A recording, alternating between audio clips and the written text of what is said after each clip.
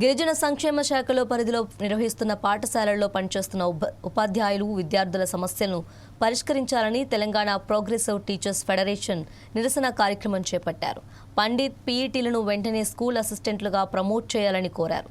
Contract resident టీచర్లను regularise చేయాలని demand చేశారు.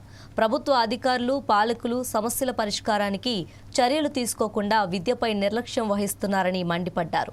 అంతేకాకుండా అన్ని జిల్లాల్లో ఒకే విధమైన అకాడమిక్ విధానం అమలు చేయాలని, అలాగే పాఠశాలను పిఎస్ హెచ్ఎం పోస్టులతో పాటు అన్ని రకాల గ్రాంట్లను విడుదల చేయాలని డిమాండ్ చేశారు.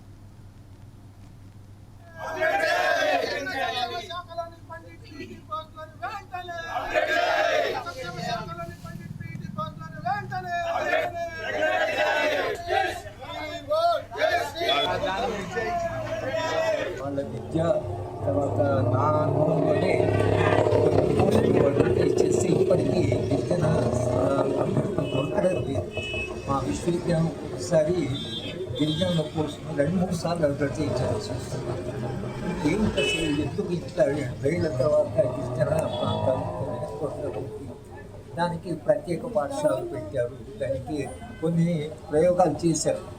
కానీ ఆ ప్రయోగాలన్నీ విఫలం కావడానికి ముఖ్యంగా అక్కడ కావలసిన అవసరాలు కానీ, ఉపాధ్యాయుల నియామకాలు కానీ, వాళ్ళకు కావలసినటువంటి సదుపాయాలు కానీ కల్పించకుండా గిరిజన విద్య అని అనడము, దానికి ఆశ్రమ పాఠశాల పెట్టామని అది కానీ వాళ్ళ ఆ పాఠశాలలో పనిచేసిన ముఖ్యంగా టీపీటీఎఫ్ సంస్థ ఈ మొత్తం సమస్యను తీసుకొని వాళ్ళు ఇక్కడ అంటే కమిషనర్ ఆఫీస్ ముందు డెమాన్స్ట్రేట్ చేయమంటే ఈ సమస్యలు వాళ్ళ దృష్టికి తీసుకురావడం కొరకు ఉపాధ్యాయుల పోస్టులను నింపాలని, గిరిజన పాఠశాల ఆశ్రమ పాఠశాలలో ఉండే హాస్టల్స్ను బాగా నడపాలని, తర్వాత ఎన్రోల్మెంట్ పెరగడానికి రకంగా పెంచాలని బయటికి చెప్పడానికి గిరిజన విద్య ఆశ్రమ పాఠశాలలు అని ఏం చెప్పినా కూడా అస్తవ్యస్తంగా ఉన్నటువంటి గిరిజన పాఠశాలను ప్రత్యేకంగా పట్టించుకోవాలని, వచ్చే బడ్జెట్లో దానికి ప్రత్యేకంగా నిధులు కేటాయించి ఈ డిమాండ్స్ ఏవైతున్నాయో అన్నిటి కూడా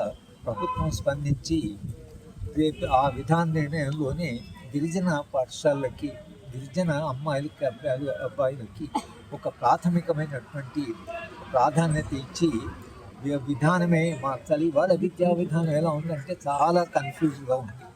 ఒక కమిషన్ వేశారు. ఆశ్రమ పాఠశాలలో ఉన్నటువంటి పండిట్ పీఈటీ పోస్టులను అప్గ్రేడ్ చేసుకోవడము, అక్కడ కూడా కాంట్రాక్ట్ వ్యవస్థ ఇంకా కొనసాగించడము, వాళ్ళకు మినిమం టైం స్కేల్ ఇవ్వకపోవడము, ఎన్నో సంవత్సరాలుగా డిమాండ్ చేస్తూ వాళ్ళను ఉద్యోగ భద్రత కల్పించాలని డిమాండ్ చేసినప్పటికీ ఆ సమస్య పరిష్కారం కాలేదు. అలాగే ఆశ్రమ పాఠశాలలో విద్యార్థులకు కనీస సౌకర్యాలు కల్పించుకోవడం, పాఠశాలల్లో వారికి క్వాలిటీ ఫుడ్ ఇవ్వకపోవడము, క్వాలిటీ ఎడ్యుకేషన్ అందాలంటే ఒక రెగ్యులర్ టీచర్లతో అన్ని సబ్జెక్టులకు బోధనకు ఉండేటువంటి సరిపడా రిక్రూట్మెంట్ జరగాలి. దాంట్లో రిక్రూట్మెంట్ కూడా లేదు. ఇవాళ కన్వర్టెడ్ ఆశ్రమ పాఠశాలగా మార్చింది. ఆశ్రమ పాఠశాలగా మార్చింది కానీ అక్కడ కావలసినటువంటి సదుపాయాలను కల్పించలేదు.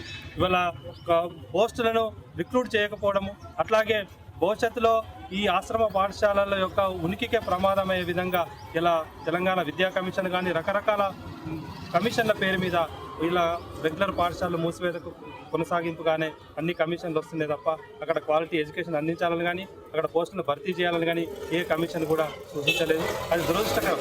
ఎందుకంటే ఆశ్రమ పాఠశాలల్లో మహిళా టీచర్లకు వాళ్ళకు వెటర్నరీకి సంబంధించి కూడా ప్రొసీడింగ్స్ ఇవ్వకపోవడం, వాళ్ళకు ఒక క్వాలిటీ ఫుడ్ అందించాలంటే ఇక్కడ కార్యాలయం నుంచి వాళ్ళ ఎస్ఎస్సి పిల్లలకి ఈ సందర్భంగా మేము మొన్న కలిసినప్పుడు చెప్పాం.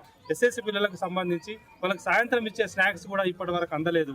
ఆ స్నాక్స్లో కూడా చేతివాటం ప్రదర్శిస్తున్నారు. ఈ గిరిజన సంక్షేమ శాఖలో జరుగుతున్న అవినీతి పైన ప్రభుత్వం తప్పకుండా విచారణ జరపాలి. ప్రధానంగా డిమాండ్ చేస్తూ ఉన్నాం.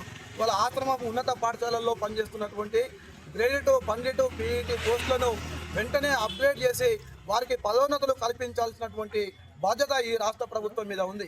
ఇట్లాంటి ఉపాధ్యాయులు ఒకవైపు వాళ్ళు అన్ని అనుభవిస్తూ ఉన్న ప్రయోజనాలు, ఇదే అర్హతలు ఉన్నటువంటి వాళ్ళకేమో కనీసమైనటువంటి ఆ అవకాశాలు కల్పించకుండా ప్రభుత్వము ఇట్లా చేయడాన్ని మేము తీవ్రంగా నిరసిస్తూ ఉన్నాం.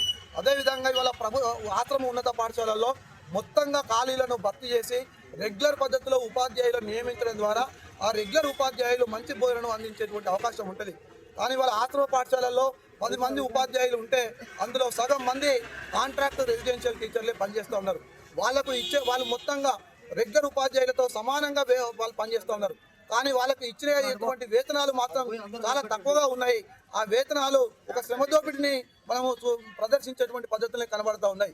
సిఆర్టీలకు కనీసము మినిమం టైం స్కేల్ ఇవ్వాల్సినటువంటి అవసరం ఉంది. వాళ్ళకు ఉద్యోగ భద్రత కల్పించాల్సినటువంటి అవసరం ఉంది. వాళ్ళని వెంటనే రెగ్యులరైజ్ చేయాల్సినటువంటి అవసరం ఉంది. ఎందుకంటే వాళ్ళు 1-2 సంవత్సరాలు కాదు పనిచేస్తున్నది, 20 సంవత్సరాలుగా ఈ ఆశ్రమ గిరిజన పాఠశాలల్లో పనిచేస్తున్నారు. కాబట్టి వారిని ఆదుకోవాల్సినటువంటి ఆవశ్యకత ఈ ప్రభుత్వానికి ఉన్నది. వారిని ఆదుకుంటేనే వాళ్ళకు సరి అయినటువంటి వేతనాలు ఇస్తేనే వాళ్ళ విద్యార్థులకు నాణ్యమైనటువంటి విద్యను బోధించేటువంటి పరిస్థితి ఉంటుంది. ఇవాళ గిరిజన ఆశ్రమ పాఠశాలల్లో బదిలీలు లేవు, ప్రమోషన్లు లేవు. ఒకవైపు విద్యాశాఖలో బదిలీలు ఉంటాయి, ప్రమోషన్లు ఉంటాయి. ఈ గిరిజన ఆశ్రమ పాఠశాలలో మాత్రము పట్టించుకునేటువంటి నాదులు ఉండడు. కాబట్టి వాళ్ళ టీపీటీఎఫ్ తరఫున మేము డిమాండ్ చేస్తూ ఉన్నాం. అనేక మంది అర్హతలు ఉండి సీనియారిటీ ఉండి ప్రమోషన్లు పొందలేనటువంటి పరిస్థితి ఉన్నది. కాబట్టి వాళ్ళకు వెంటనే వాళ్ళ హెడ్ మాస్టర్లుగా, తర్వాత స్కూల్ అసిస్టెంట్లుగా ప్రమోషన్లు కల్పించాలనేటువంటి డిమాండ్ చేస్తూ ఉన్నాం. దీనితో పాటుగా ఇవాళ పాఠశాలల్లో సైన్స్ ల్యాబులు లేవు, కంప్యూటర్ ల్యాబులు లేవు, వాళ్ళ గ్రంథాలయాలు కూడా లేనటువంటి పరిస్థితి ఉంది. కాబట్టి ప్రభుత్వం వెంటనే ఇవాళ అన్ని ఆశ్రమ పాఠశాలలకు సైన్స్ ల్యాబులు, తర్వాత గ్రంథాలయాలు, కంప్యూటర్ ల్యాబ్లను కూడా సమకూర్చాల్సినటువంటి అవసరం ఉంది.